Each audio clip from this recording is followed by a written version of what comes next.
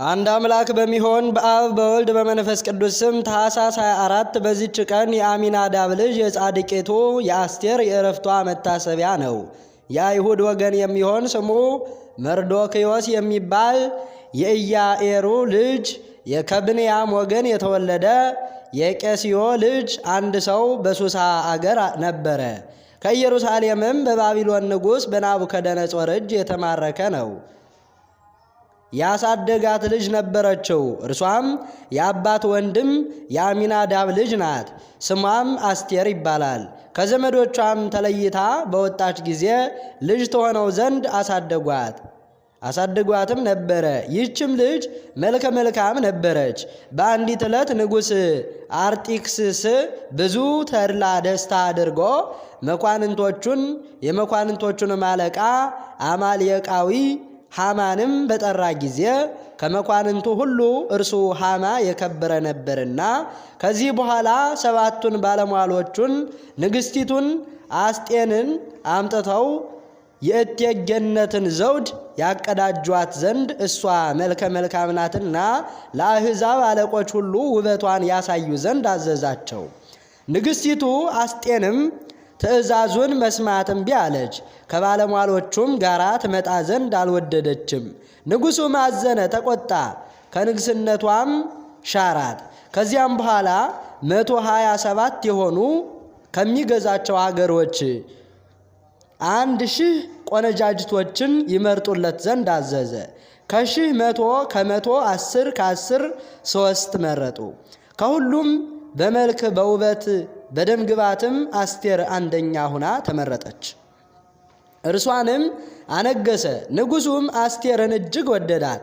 አስቴርም በነገሰች በ7ኛው ዓመት በ12ኛው በመጋቢት ወር ወደ ንጉሡ ወደ አርጤክስስ ገባች። አስቴርም ንጉሡን ደስ አሰኘችው። ከሴቶችም ሁሉ ይልቅ ፈጽማ ባለሟልነትን አገኘች። ከሴቶች ዘውድንም አቀዳጃት። ከዚህም በኋላ ከዚያ አስቀድሞ መርዶክዮስ ሀገሩና አደባባዩን ከሚጠብቁ ከንጉሡ ባለሟሎች ከሁለቱ ከተራና ከቦታ ጋራ በአደባባይ ኖረ። ያሰቡት ምክራቸውንም ሰማ። ንጉሡ አርጤክስስን ይገድሉት ዘንድ ወንጀልንም እንዳዘጋጁ አወቀ፣ ተረዳ። ለንጉሡ የነሳቸውን ነገር ነገረው። ንጉሡም ሁለቱን ባለሟሎቹን መረመራቸውና ኃጢአታቸውንም አምነው ተቀመጡ። ንጉሡም ይህንን ነገር ወግ ታሪክ በተጻፈበት መጽሐፍ ጻፈው፣ መርዶክዮስም ጻፈው። ሃማ ግን አማልየቃዊ ነበርና መርዶክዮስንና የእስራኤልን ወገኖች እጅግ ይጠላቸው ነበረ። የአይሁድንም ወገን ሁሉንም ሊያጠፋቸው ወደደ። ሀገሪቱም ሁሉ ታወከች። መርዶክዮስም እንዲህ መሆኑን ባወቀ ጊዜ ልብሱን ቀዶ ማቅ ለበሰ። አስቴርም በፊቷ የሚቆም ባለሟል አክራትዮስን ጠርታ የተረዳ ነገርን ይሰማ ዘንድ ወደ መርዶክዮስ ላከች። መርዶክዮስም የሆነውን ነገር ሰማ። ሃማ እስራኤልን ያጠፋቸው ዘንድ ወደ ንጉሡ ሳጥን 1000 መክሊትን ወርቅን አገባለሁ ብሎ ለንጉሡ እንደነገረው ያጠፋቸውም ዘንድ በሱሳ አገር ያኖሩትን የደብዳቤይቱን ቃል ነገረው። አስቴርም በሰማች ጊዜ በሱሳ ያሉ እስራኤልን ሂደህ ሰብስብልኝ፣ ጹሙልኝ፣ እስከ 3 ቀን ድረስ ቀንም ሌሊትም አትብሉ አትጠጡ፣ እኔና ደንገጥሮችም እንጾማለን። ከዚያ በኋላ ወደ ንጉሡ እገባለሁ፣ እሞትም እንደሆነ አልቀርም ብላ ከመርዶክዮስ ወደ እርሷ የመጣውን ያንን መልእክተኛ መለሰችው። ከዚህ በኋላ በ3ኛው ቀን ጸሎቷን በጨረሰች ጊዜ የሐዘን ልብሷን አስወግዳ የተድላ ደስታዋን ልብስ ለበሰች። የምታስፈራም ሆነች። ሁሉን የሚያመልኩትና የሚያድን እግዚአብሔርን ጠራቸው። ሁለቱን ደንገጥሮቿን አስከትላ ሄደች። አንዲቱን ተወዳትና ትራራላት ነበረ።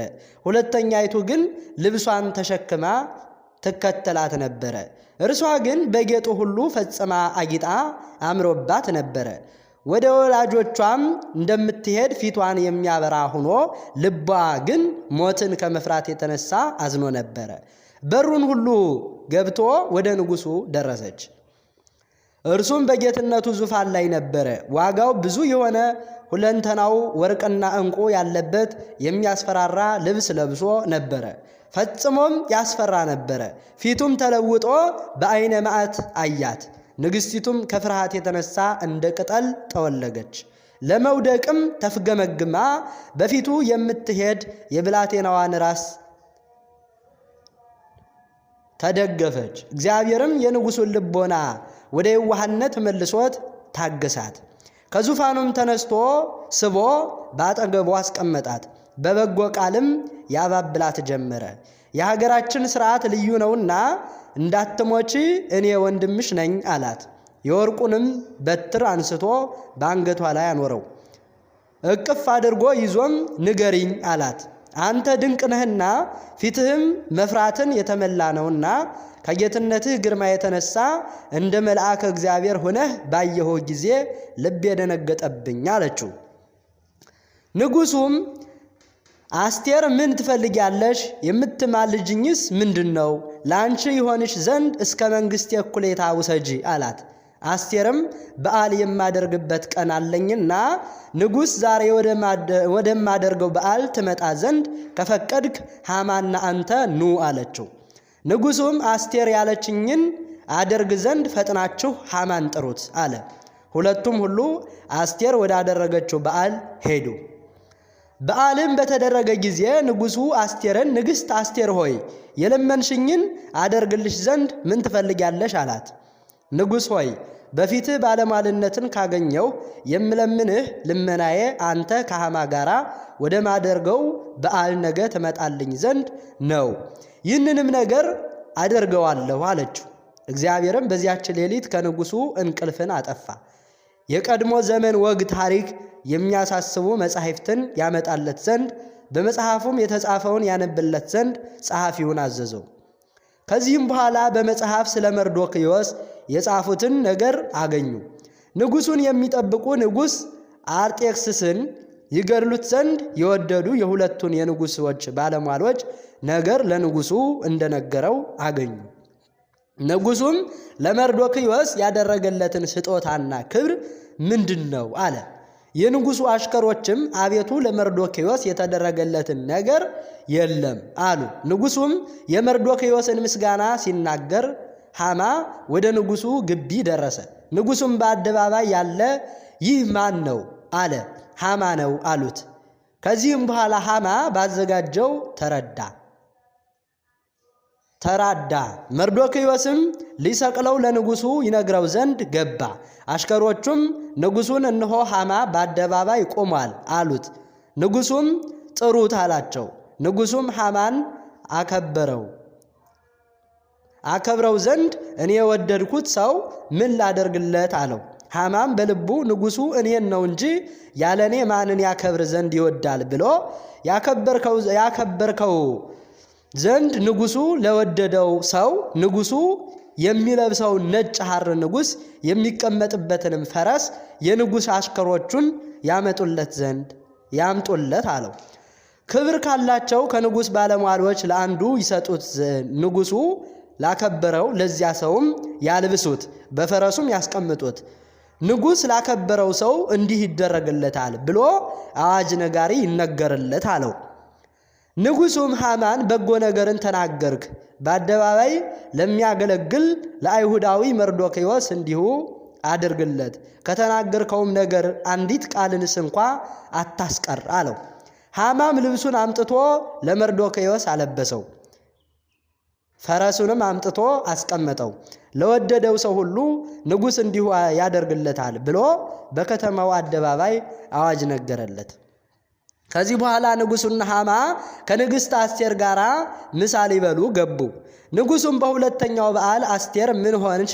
የምትማልጅኝ ምንድን ነው? ከወደድሽ የመንግሥቴን እኩሌታ በሰጠሁሽ ነበር አላት። እንዲህም ብላ መለሰችለት፣ ንጉሥ ሆይ በፊትህስ ባለሟልነትን ካገኘው ለሰውነቴ ልመናዋ ይሰጣት፣ ወገኖቼና እኔ ተሽጠናልና ለመበርበርና ለመሞትም ሆነናልና ለመግዛት ቢሆን ዝም ባልኩ ነበር። ንጉሡም ይህንን ሥራ ይሠራ ዘንድ የተደፋፈረ ማን ነው አለ። አስቴርም ጥንተ ጠላታችን ሃማ ነው አለች። ሃማም ይህንን በሰማ ጊዜ ከንግሥቲቱና ከንጉሡ የተነሳ ፈራ። ንጉሡም ከሚጠጣበት ተነስቶ ወደ ተክል ቦታ ገባ። ሃማ ግን መከራ እንደደረሰችበት አውቋልና በንግሥቲቱ ዙፋን ስር ወድቆ ይለማመጥ ነበረ። ንጉሡም ከተክል ቦታ ሲመለስ ሃማን ሚስቴን በቤቴ ትጋፋኛለህን አለው። ሃማን በሰማ ጊዜ ፊቱ ጠቆረ። ከንጉሡ ባለሟሎች አንዱ ቡግታን የንጉሡን ነገር ከተናገረ መርዶክዮስን ሊሰቅልበት ያዘጋጀው ተራዳ አለ።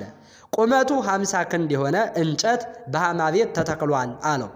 ንጉሡም በሱ ይስቀሉት አለ። የእስራኤል ወገኖች ሁሉ ድህነታቸው በእርሷ ተደርጓልና። ለእግዚአብሔር ምስጋና ይሁን ለዘላለሙ አሜን። በዚህችም ዕለት ሰሎንቅያ በምትባል በምስር አገር ሰይጣንን ያነጋገረው አባ ጳውሊ አረፈ። የዚህም አገር ሰዎች የሄሮድስ ወገን የሆኑ ክፉዎች ናቸው። ለእነርሱም ሕግ ከውሻ ቤት ገብተው ያድራሉ።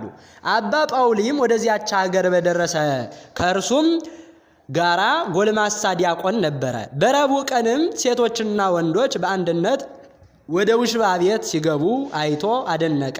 ከእርሳቸውም አንዱን ለምን ይህንን የከፋ ሥራ ትሰራላችሁ አለው። ያም ሰው አባቶቻችን እንዲህ ሲሰሩ ኖሩ፣ እኛም እንደነርሱ እንሰራለን አለው። ሌሊትም በሆነ ጊዜ በታላቅ መቅሰፍት ተቀስፋቸው ዘንድ ባዘነ ልቦና ወደ እግዚአብሔር ይጸልይ ጀመረ። ጸሎቱንም ሲፈጽም ጥቁር ሰው ከውሽባ ቤት ራቁቱን የእሳት ሰይፍ ተሸክሞ መጣ። አባ ጳውሊም አንተ ማነህ? ማንንስ ትሻለህ አለው። እኔ ሰይጣን ነኝ፣ አንተ ወደሱ በለመንክ ጊዜ ጌታ ላከኝ አለ። አባ ጳውሊም የምታስብበትን ሁሉ ትነግረኝ ዘንድ እጠይቅሃለሁ አለው። ሰይጣንም የምትሻውን ጠይቅ አለው። አባ ጳውሊም ያለ እግዚአብሔር ፈቃድ በሰው ላይ ታድር ዘንድ ምክንያት እንዴት ታገኛለህ አለው። ሰይጣንም ሰው በእግዚአብሔር ሕግ ጸንቶ ሳለ የአብ የወልድ የመንፈስ ቅዱስ ስም በሚጠራ በንጽህና ሆኖ የክርስቶስን ሥጋና ደምን በሚቀበል ላይ ለማደር ሥልጣን የለንም አለው። ከዚያ በኋላ የሚያስብበትን ሁሉ ነገረው። በዚያን ጊዜ የሰይጣን መልኩ ተለውጦ እንደ እሳት ይለባለባል። የለብላባም ሲሆን አባ ጳውሊ ተመልክቶ ደነገጠ። ወዲያውኑ ከእግዚአብሔር የታዘዘ መልአክ ተገለጸለትና አጽናናው። በዚያችም ሌሊት ከእግዚአብሔር የታዘዘ መቅሰፍት ወርዶ በውሽባ ቤት ያሉትን አጠፋቸው። ከ5 ወንዶችና ከ5 ሴቶች በቀር አልተረፉም።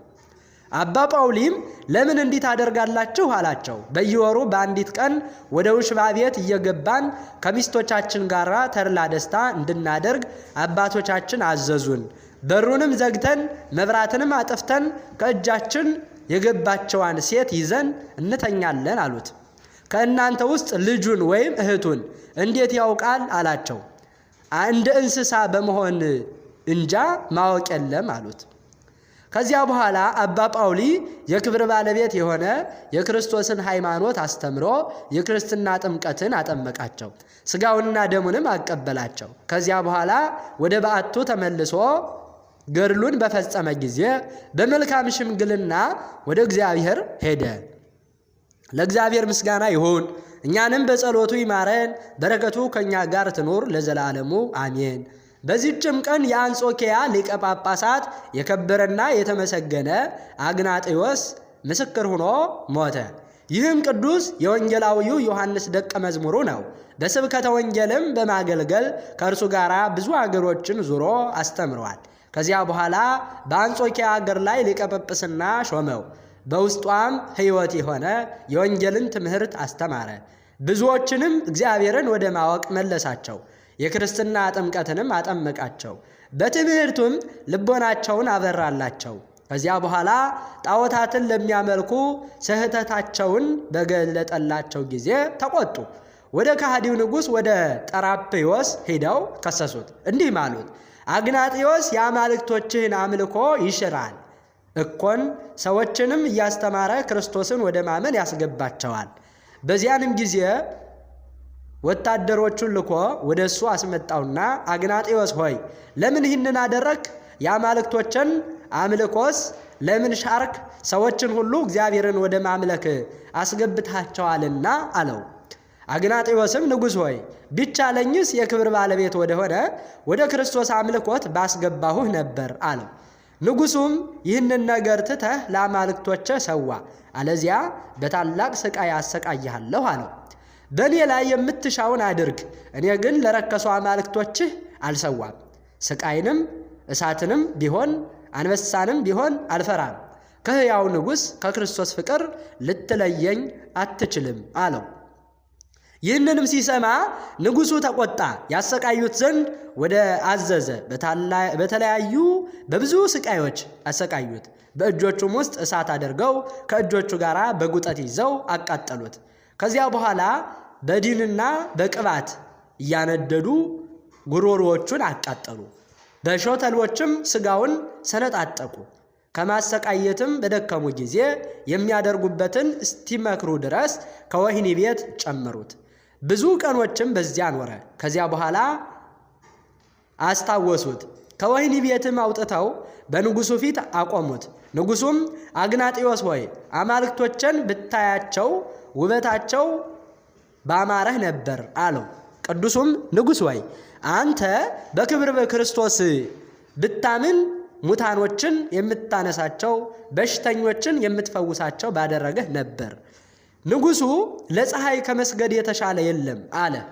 የከበረ አግናጤዎስም መንግሥቱ የማያልቀውን ፈጣሪ ትተህ ለተፈጠረ ፀሐይ ትሰግዳለህን ብሎ መለሰ። ንጉሡም ለራስህ መልካም አልክ፣ ግን በመተላለፍ የአንጾኪያንና የሶርያን ሰዎች ስበህ ወደ ክርስቶስ አምልኮት አስገብሃቸው እንጂ አለው። የከበረ አግናጤዎስም ተቆጥቶ ንጉሥ ሆይ ከንቱ የሆነ ጣዖትን ከማምለክ ሰዎችን ስለሳብኳቸውና ሰማይና ምድርን ወደ ፈጠረ ወደ ክርስቶስ አምልኮት ስላስገባኋቸው በእኔ ላይ ትቆጣለህን? ለረከሱ ጣዖቶችህስ እንድሰዋ ታዘኛለህን? እኔ ግን ቃልህን ተቀብዬ ለሰይጣን አልሰዋም፣ ለእውነተኛ አምላክ ለአብ ለወልድ ለመንፈስ ቅዱስ እሰዋለሁ እንጂ አለው። በዚያንም ጊዜ ንጉሥ ተቆጣ። ከሥጋው ምንም ምን ሳያስቀሩ ይበሉት ዘንድ 2 የተራቡ አንበሶችን በላዩ እንዲሰዱ አዘዘ። የከበረ አግናጤዎስም አንበሶችን ወደሱ ሲቀርቡ ባያቸው ጊዜ ድምፁን ከፍ አድርጎ ሕዝቡን እንዲህ አላቸው፣ ከዚህ የተሰበሰባችሁ እናንት የሮሜ ሰዎች ቃሌን ስሙ እወቁም። እኔ ይህንን ስቃይ የታገስኩት በትዕቢትና በትምክህት አይደለም፣ የክብር ባለቤት በሆነ በጌታዬና በፈጣሪዬ ኢየሱስ ክርስቶስ ፍቅር ነው እንጂ። አሁንም እሊህ አንበሶች እንደ ስንዴ ይፈጩኝ ዘንድ ነፍሴ ወደደች። የክብር ባለቤት ወደሆነ ጌታዬ ኢየሱስ ክርስቶስ ልትሄድ ነፍሴ ሽታለችና። ንጉሡም ቃሉን ሰምቶ አደነቀ፣ ድንጋጤም አድሮበት እንዲህ አለ፣ የክርስቲያኖች ትዕግስታቸው ምን ይበዛ! ስለ አምልኮት ከአረማውያን በእንዲህ ያለ ስቃይ ላይ የሚታገስ ማን ነው አለ። እነዚህ አንበሶችም ወደ ቅዱሱ ቀረብ ብለው ደንግጠው ቆሙ። ከዚያ በኋላ አንዱ አንበሳ እጁን ዘርግቶ አንገቱን ያዘው። በዚያንም ጊዜ ደስ ብሎት ነፍሱን በፈጣሪው ክርስቶስ እጅ ሰጠ፣ ልመናውንም ፈጸመለት። ለእነዚያ አንበሶችም ሥጋውን ይዳስሱት ዘንድ አልተቻላቸውም። የክብር ባለቤት ክርስቶስ ዳግመኛ እስከሚመጣ የተጠበቀ ሆነ እንጂ። ከዚህ በኋላ በክብር በምስጋና ከከተማ ውጭ ቀበሩት። እንዲህም በክብር ባለቤት በጌታችን ኢየሱስ ክርስቶስ ስም በመልካም ተጋድሎ ምስክርነቱን ፈጸመ። ለምእመናንም ጠቃሚ ይሆን ዘንድ ገድሉን ጻፈ። የበዓሉንም መታሰቢያ አደረጉለት። ለእግዚአብሔር ምስጋና ይሁን። እኛንም በዚህ ሐዋርያ ጸሎት ይማረን፣ በረከቱ ከእኛ ጋር ትኑር ለዘላለሙ በእውነት አሜን። በዚህችም ቀን የአንጾኪያ አገር ሊቀ ጳጳሳት የከበረ አባት ፊሎንጎስ አረፈ። ይህም ቅዱስ አስቀድሞ ሚስት አግብቶ አንዲት ልጅ ወለደ።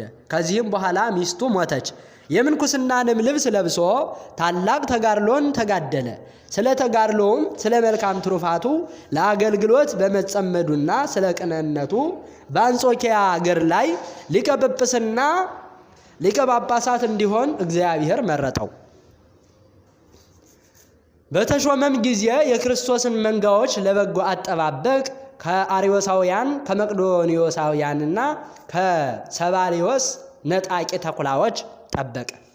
በሊቀ ጵጵስናው ሹመት እንደ መላእክት አኗኗር ኖረ።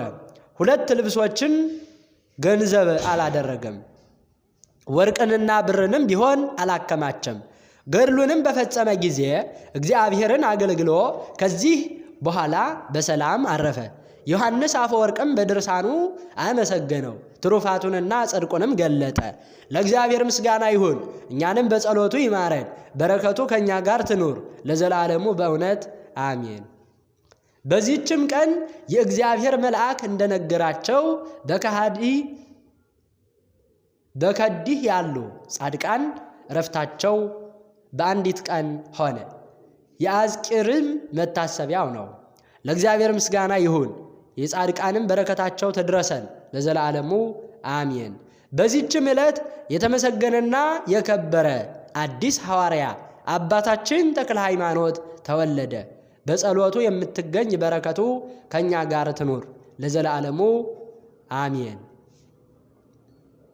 ታኅሳስ 24 ቀን የሚከበሩ ዓመታዊ የቅዱሳን በዓላት ቅዱስ አቡነ ተክለ ሃይማኖት፣ ቅዱሳን ጸጋ ዘአብና እግዚአርያ፣ ቅዱስ አግናጤዎስ ሐዋርያ፣ ቅድስት አስቴር፣ አባ ፊሎንጎስ ሊቀ ጳጳሳት፣ አባ ጳውሊ ጻድቅ፣ ጻድቃን ቅዱሳን ዘከዲህ። ወርሃዊ በዓላት ቅዱስ ቶማስ ዘመርአስ፣ አቡነ ዘዮሐንስ ጻድቅ ዘክብራን፣ ቅዱስ አጋቢጦስ ጻድቅ ኤጲስቆጶስ፣ ቅዱስ አብርላዮስ ታላቁ፣ 24ቱ ካህናተ ሰማይ ሱራፌል፣ ቅዱስ አባ ሙሴ ጸሊም ኢትዮጵያዊ፣ ቅድስት ክርስቶስ ሰምራ። ንግሥቲቱ አስቴር መልሳ ንጉሥ ሆይ በአንተ ሞገስን አግኝቼ እንደሆነ ንጉሡንም ደስ ቢያሰኘው ሕይወቴ በልመናዬ ሕዝቤም በመሻቴ ይሰጠኝ። እኔና ሕዝቤ ለመጥፋትና ለመገደል ለመደምሰስም ተሽጠናልና።